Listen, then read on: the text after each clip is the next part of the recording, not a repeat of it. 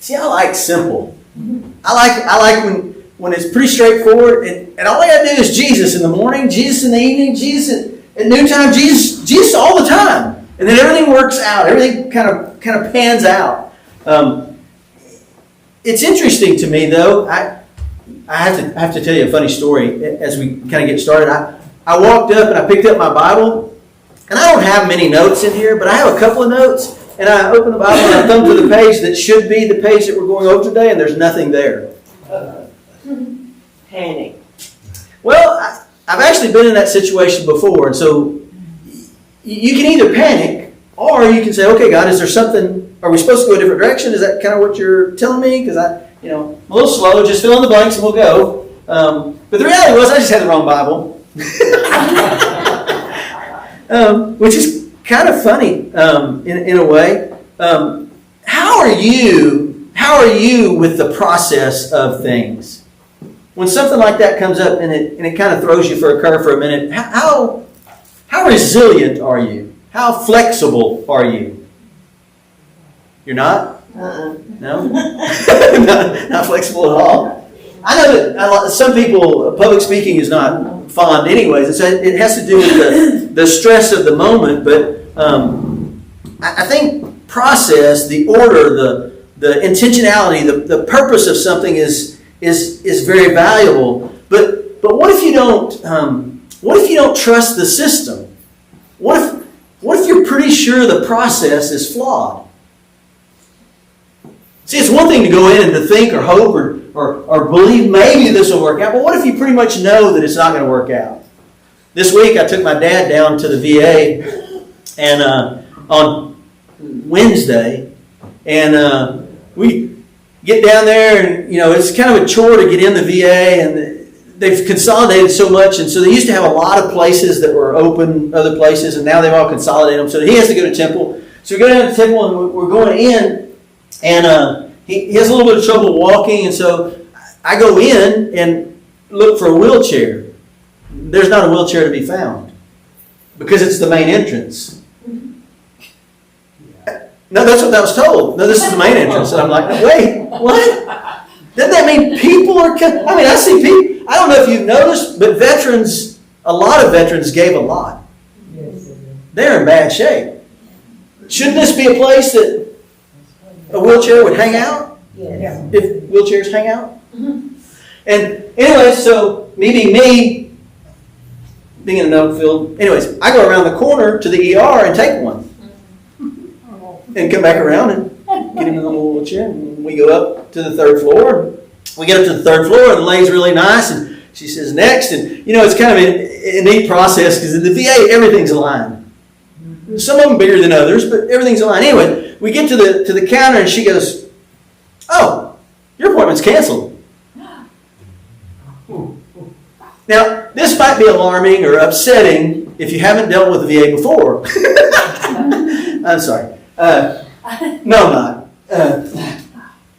And they say, "Oh, no, it's canceled." And here's what they say. The doctor's in surgery. Now, it's really hard for me, being in the medical field anyway, but you're telling me my dad doesn't get his eye appointment because somebody's having eye surgery. I don't know, but can you imagine? Just dream with me for a moment. Just envision for a moment how many times an emergency eye surgery would take place. Are you with me yet?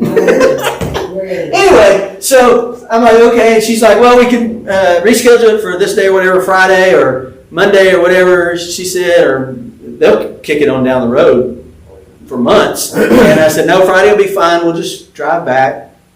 And there's really no point, and I really do believe this, there's really no point in getting angry at that person. It really is the process. It really is. It is the system. Now, and please hear this with all the love that I can muster. Some people work well in that system. They don't go outside the bounds. They don't try any harder. They don't try to fill in the blanks. I firmly believe that someone in scheduling just saw that was a blank spot. They didn't see and read that the blank spot was because he was in surgery. They just saw a blank spot and plugged it in. So, if you already don't trust the process, I think you could have problems. You could have skepticism. Now, here's my dilemma, and here's the reason I bring it up. How well do you trust the process that God has you in? Come on now. Be honest. You pretty good with it? You pretty flexible with it? He diverts things or changes things or alters things or tries to get your attention? You pretty good with it?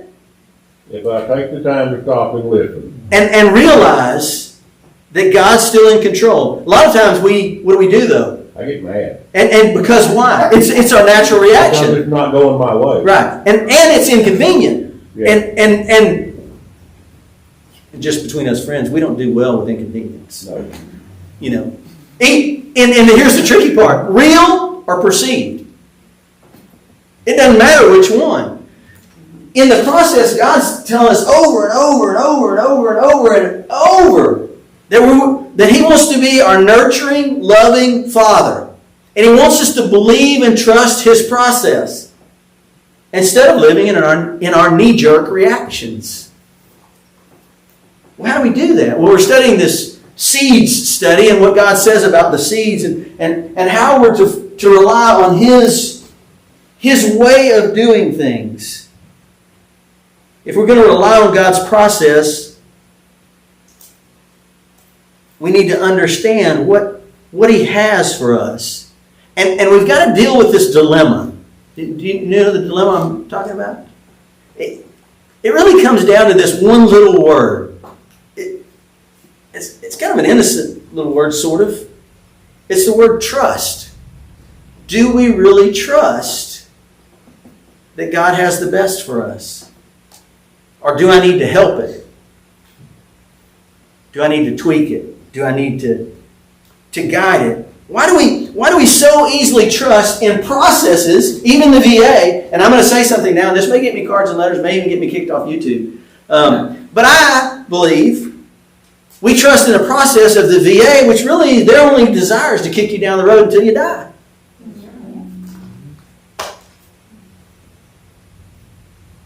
Why would we trust in a process like that? We trust in banks. We trust in banks that tell us you can deposit this money, but you can't get it back for 7 days. Excuse me, I just gave you that money. We trust in all kinds of processes. I got a list. You want to go over the list? I got a list of stuff that makes no sense. None. And yet when it comes to God, we hesitate. We don't just hesitate. We fight against the process. Why is that? Why would that be? How can that be? You know, if we're honest, the two places that Christianity is growing the fastest, you know where they are? Right now. Africa and Asia. Do you know why? Fastest growing. More people confessing Jesus Christ there than any other places around the world. Do you know why? Because it's not easy. Because it's serious to them. Because it's reality. Years ago, I went to a worship service, and it was, I don't remember, it was like 10:30, something in the morning, 11 o'clock in the morning when it started. And it lasted for 2.5 hours. In a mud hut that people were sticking their heads in the windows. And to be honest, I'm just thinking, just let some air in. Open a window. Man, they were there. Many of those people had walked for miles and miles and miles to get there. They were in no hurry to go anywhere. Why?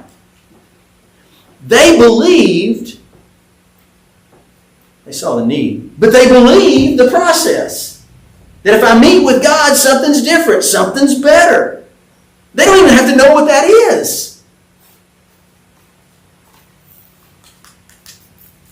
See, the harsh reality, the factual reality is God's not about easy.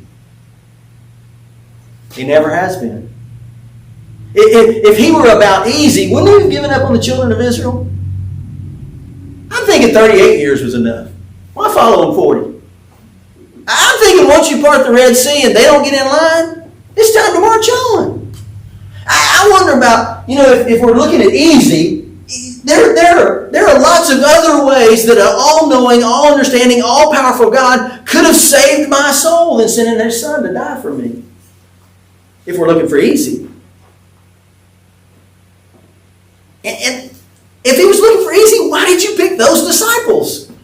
Those guys were nuts. They were nuts before they were around Him. They were moderately nuts after. You got people that you can't even talk to, and they'll jump up and slice your ear off with a sword. Other people that will betray you and sell you out for a few coins. And this whole thing about the church, if He were after easy, why on earth would He have us in church? The body of Christ. There's nothing easy about that. We can't even hardly get along with each other. And we can't work in unison. I'm sorry. It's not easy. God has a different plan, though. Because God's not about easy. You know what He's about? Effective. See, one of the things I appreciate so much about my God is He doesn't redo stuff. When He leads you out of bondage, He leads you out of bondage. When He leads you to deliverance, He delivers you. I love the fact that my God is about effect. See, God had this great belief and great intention, believe it or not, that He wanted to use you, mankind, humankind. He wanted to use you as an opportunity to cast the seeds that would be important to change people's lives. Can you imagine that? He looked all around at all the systems and processes that He could have dreamed up, and we got to admit there's a lot of them. And He said, this is the one I want to use. You humans, us humans, casting the seed for the kingdom work. That's pretty awesome, isn't it? To me it is. Well, if we're going to participate in this spiritual growth for ourselves or for someone else, and we're really going to take serious the seeds that we're given, cultivating them, growing them, doing all the things that we necessary, what do we do? How do we do it? Well, let me ask you this. How would someone do the best they could to plant the seeds that God gave them? What do you think would be a couple of things, quick things, that we can kind of go over and kind of help us get that straight? Now you have to understand, I come from a seeds background that I don't grow stuff. I can kill stuff pretty quick. I just don't grow stuff. Not that good. So if I were going to look at it and cast seeds or have seeds and grow them for other people, what would I do? First of all, I believe we have to stand up against resistance. Galatians chapter 6, verse 9 says, and let us not grow weary while doing good, for in due season we shall reap if we do not lose heart. Therefore, as we have opportunity, let us do good to all, especially to those who are of the household of faith. It says, first of all, that we need to be those who stand up against resistance. Choosing to be uncomfortable for God is a noble stance. Can I say it this way? And we've corrupted this word so much, I hate to say it this way. But that's Christ-like. That's being like Christ. Christ didn't choose comfort. He chose you. He didn't choose comfort. He chose an earthen vessel to walk in. We call it being incarnate, God in flesh. And this leads me to a question. You can write it down, think about it later. You can answer now if you want to. Are you willing, are we willing, am I willing to take uncomfortable as far as Jesus took it? You would be too afraid to. I think a lot of times we are too afraid and we pull back. And I think a lot of times we're great, and you probably never do this, but some people I have heard, we'll talk about those people who aren't here, some people I have heard talk about wanting to exercise. But they have a list of reasons not to exercise. And I mean, we're all good at coming up with reasons not to do stuff. I think sometimes we get our mind engaged and we start to begin to rationalize what it means to stand up against resistance, to be uncomfortable for God. And the reality is, it's a pretty shameful effect. It's a pretty sad expression. If I were just, instead of trying to get all the way to the uncomfortableness that Jesus was willing to do, what if I just wanted to step in such a way where being uncomfortable didn't bother me anymore? Let me rephrase it.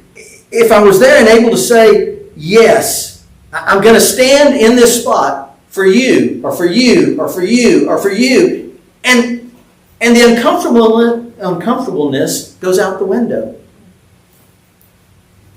Someone loses a loved one, and it's a tragic situation, and it's very difficult for them, and they're going for a tough time. Sometimes we don't reach out because it's uncomfortable.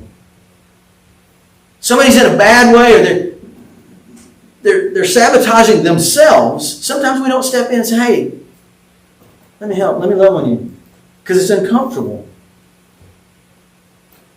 We need to be willing to get more uncomfortable. Well, how do we do that? I think we first have to evaluate.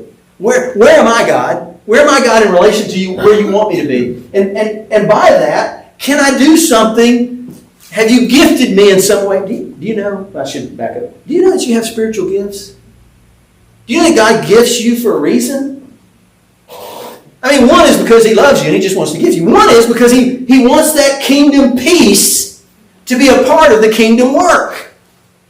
And many of us are missing out on standing up because we lay down our beliefs before we let God live in us. The second thing is we need to search for direction. And please hear this. Just standing up, I don't know of another word for this. I'm going to use the word that comes to my mind. Sometimes it's just stubborn. I'm just going to drag my feet. I'm just not going to participate. That's not what I want. That's not how I want it to be. So I'm going to stand here and drag my feet. Well, that's not me being willing to be uncomfortable. You know, one of the most profitable ways to become uncomfortable for the kingdom work is to listen to what God speaks in other people.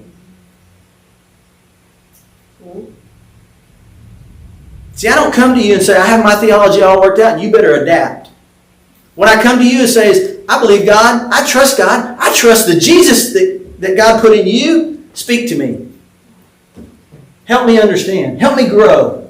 See, we get so caught up in debating. Do you know how come there's so many denominations around the world? Because men decided that we should stand up and fight against each other instead of being willing to be uncomfortable and walk through situations. I got a lot to learn. I'm not going to tell you I've got everything worked out, but I can tell you this. I am not afraid of God's direction. I'm not afraid of His instruction. Even though it may make me uncomfortable, I'm going to wade in there and let's do it. And then, you know, the last thing I'm going to do, when I'm still trying to do that, stand in resistance, I'm going to bounce back with some determination. Determination that I'll do better the next time. Determination that I'm going to help somebody. Determination that I'm going to walk more like my Father, Jesus Christ. I'm going to bounce back with some determination. See, I figured this whole system out in one small way. You only get where you go if you go. Many of us are hoping and dreaming to be that spiritual behemoth and value on the kingdom work. But we're having trouble. We're having a little trouble getting off the couch and away from our comfort. And you know, this is the part where, and it'd be great. I'm not saying this happening or any of that, but you know what would be awesome? If God suddenly spoke to you and said you were going to some foreign country as a missionary. Oh, never mind. It could happen. It could happen. So what do we do? If we're going to stand up and fight against that resistance, we also need to stand on faith. The second week, if you will, of our seeds journey is about having faith and standing on that faith. Matthew 17 verse 14 says, "And when they had come to the multitude, a man came to him, kneeling down to him and saying, Lord, have mercy on my son, for he is an epileptic and suffers severely. For he often falls into the fire and often into the water. So I brought him to your disciples, but they could not cure him. Then Jesus answered and said, O faithless and perverse generation, how long shall I be with you? How long shall I bear with you? Bring him here to me. And Jesus rebuked the demon, and it came out of him, and the child was cured from that very hour. Then the disciples came to Jesus privately and said, Why could we not cast it out? And Jesus said to them, Because of your unbelief, for assuredly I say to you, if you have faith as a mustard seed, you will say to this mountain, Move from here to there, and it will move, and nothing will be impossible for you. However, this kind does not go out except by prayer and fasting. The disciples are a little struggling because they couldn't pull off, they couldn't follow through on what God was leading them to do. And he says that it's because of your unbelief. Well, how does unbelief sneak in there? Well, I don't necessarily think it sneaks. It just comes in boldly and takes up residence. But I want you to think about this. Faith is supposed to be more imposing than circumstances, right? That's not a trick question. Yes. Right? Faith is supposed to be more imposing than circumstances. And it's supposed to be more formidable than fear. It's supposed to stand up and impose its will. Is that how you approach faith? That your faith, your trust, your belief, your connection with God will impose its will? It should. How, though? Because, how would it do that? Well, I believe it starts with consistent conviction of living. The way we live every moment of every day. I don't believe that you can suddenly cruise along, no matter what the circumstances are, and then just suddenly become spiritually sound, deeply driven by faith.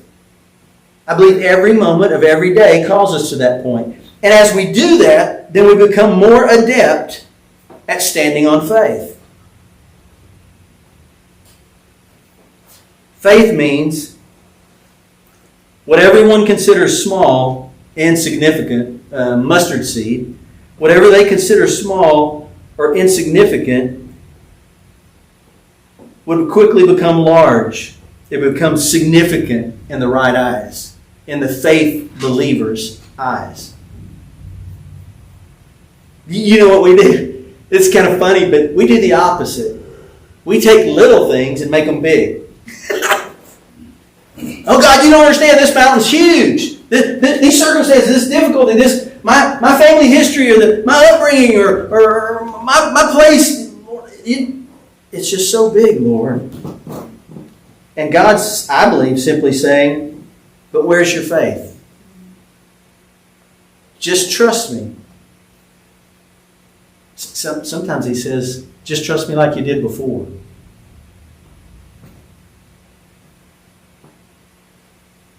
What does that mean? I'm glad you asked.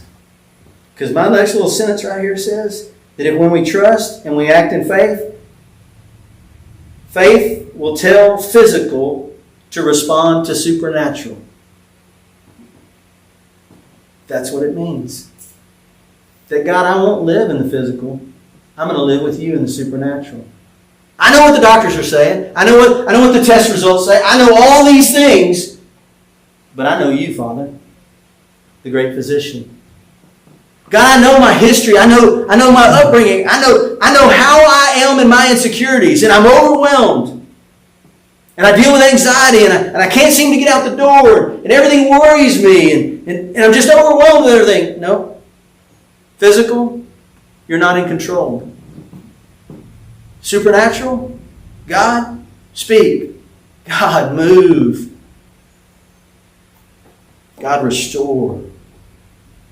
See, there has to be this part where the mustard seed, and even though it's something so small that it means that the believer doesn't have to believe perfectly. They don't have to have everything in line. They don't have to have everything straight. Everything hinges on whether I get this prayer right or I get this stance right. Do you know that that's not the way it works with God? God loves your imperfect self. Stop trying to be perfect. Hear me. Stop trying to be perfect and be present. Be present with your Heavenly Father. He will guide you. He will love you. He will grow you into something you could never, ever recognize. Well, what does that mean? And I said this in the beginning, and when I was asked to do the Little Seeds book, and I'm enjoying it, and going to Bible study and learning stuff, but it didn't quite go far enough the first 2 weeks. You won't find this in your book, but it really is true. So what if I do that? What if I get it right, and I cast the seeds, or I grab the seeds and develop the seeds, or cultivate the seeds? What happens then? I'm glad you asked. Galatians chapter 5, verse 22. We all talk about it, and we say this thing about the fruits of the Spirit. Do you know where the fruits of the Spirit comes from? The seeds that God Himself planted and that He gives to you. Do you know how the fruits of the Spirit happens in your week to week, day to day, in and outs of the world? Adopting, pursuing the fruits of the Spirit. Galatians chapter 5, verse 22. But the fruit of the Spirit is love, joy, peace, long-suffering. I got one caveat there. Do you notice that the verses before that talk about envies and murder and drunkenness and revelries and all kinds of negative stuff? Can I tell you something? You will be much better off. You will be able to plant seeds, cultivate seeds. You will be excited about the growth of those seeds if you'll do what the Bible tells you and concentrate on the good. I know it's not easy. But if you'll concentrate on the good. But the fruit of the Spirit, verse 22, sorry, I got distracted. But the fruit of the Spirit is love, joy, peace, long-suffering, kindness, goodness, faithfulness, gentleness, self-control. Against such there is no law. And those who are Christ's have crucified the flesh with its passions and desires. If we live in the Spirit, let us also walk in the Spirit. Let us not become conceited, provoking one another, envying one another. He begins by saying, if you're wanting to walk in such a way that the seeds are produced, and I don't know about you, but one of the things that helps me is to see something beneficial, see something productive. Years ago, when we were in quite a bit of debt, and we were trying to get out of debt, and we were trying to walk through the process, and it did me a lot of good to see little bills get paid off. Little things begin to be out of the mix, and it sure helped me, and my spiritual walk is very similar to that. He says that if you're going to walk and do these things, what do you do? Well, I want to give you a couple of things. First is choosing the seeds. You have to choose the right seeds. Don't choose the negative, choose the positive. God says it's beneficial for you to concentrate on these things, pursue these things, live these things. Now, we only have two choices from there. One is you can argue with God and tell Him He's wrong. Probably should prove it. Well, you can't prove it, so probably should just leave it alone. The second thing is you can adopt what He says and save time, energy, effort, and outcome. The second thing is casting the seeds. Casting the seeds of love or of joy or of hope or of patience or of long-suffering. All of those things is casting the fruits of the Spirit.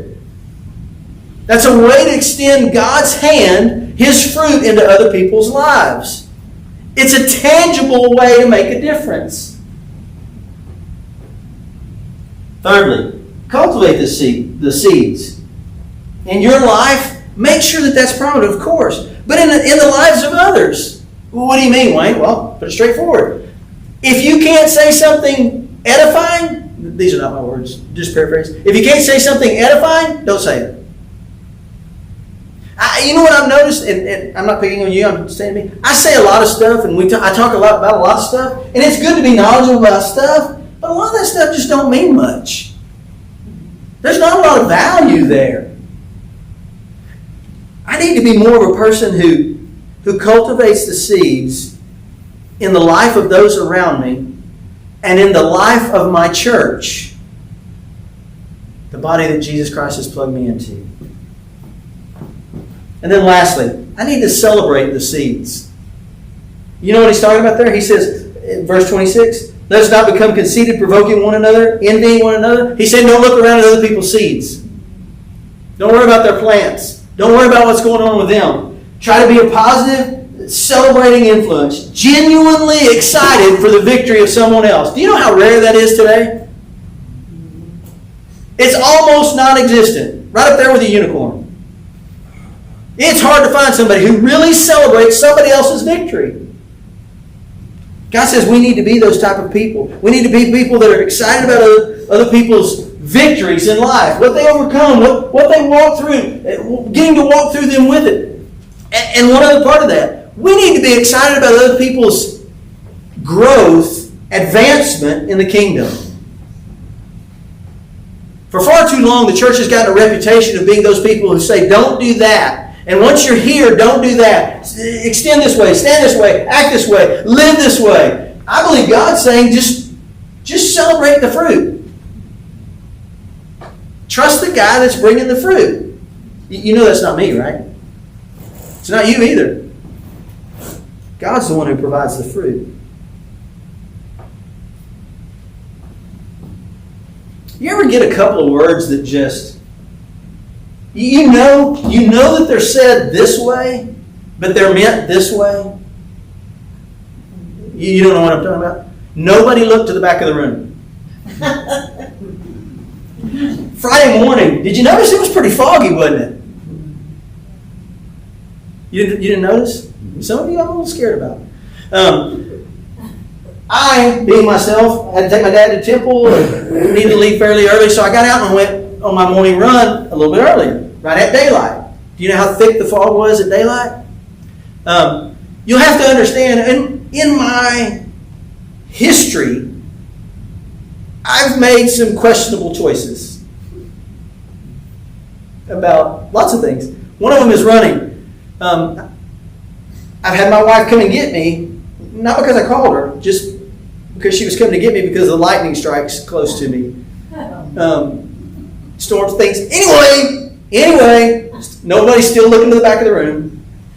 I come in after my run, and I walk in, and my wife says, pretty foggy out there, isn't it? Yes. Now I know, still nobody looking in the back. I know that's not what she meant. Even I know that's not what she meant. In the process of that, though, I really do believe we can learn a lot from that scenario. I've got to ask you a question, though, first, as we're thinking about that. Is it less safe to run when it's foggy? Nobody can see you. Depending on where you run, nobody's going to see you. See, here's my theory. Just my theory. Still nobody looking to the back of the room. My theory is that there's lanes on the road for a reason. Careful. I know. But they put the lanes on the road for the reason. And if the drivers stay in the lanes, I'm okay, right? Now here's the problem. I don't trust drivers. I don't trust drivers on clear days because I've been run off the road on a bright sunny day for somebody texting. Distracted. I've also, and if you know where I live over here and the road faces east and west. If you're going the wrong way at the wrong time of day, you can't see because of the sun. It is horrible. Anyway, so I was thinking about this and I was thinking, isn't that how we approach life? Isn't that exactly how we approach life? So many times we're running in the lane and the fact is we don't really trust those around us, so we're a little panicked. Wouldn't it be nice wouldn't it be crazy if you knew, well, let me even just phrase that. Do you know that you're in the lane that God has intended for you to be in? pretty close. I'm not sure close is going to work out. You know, even those little white lines on the side, they're not dashed. They're solid. You're supposed to be inside the lane. You're supposed to be in there where it's at.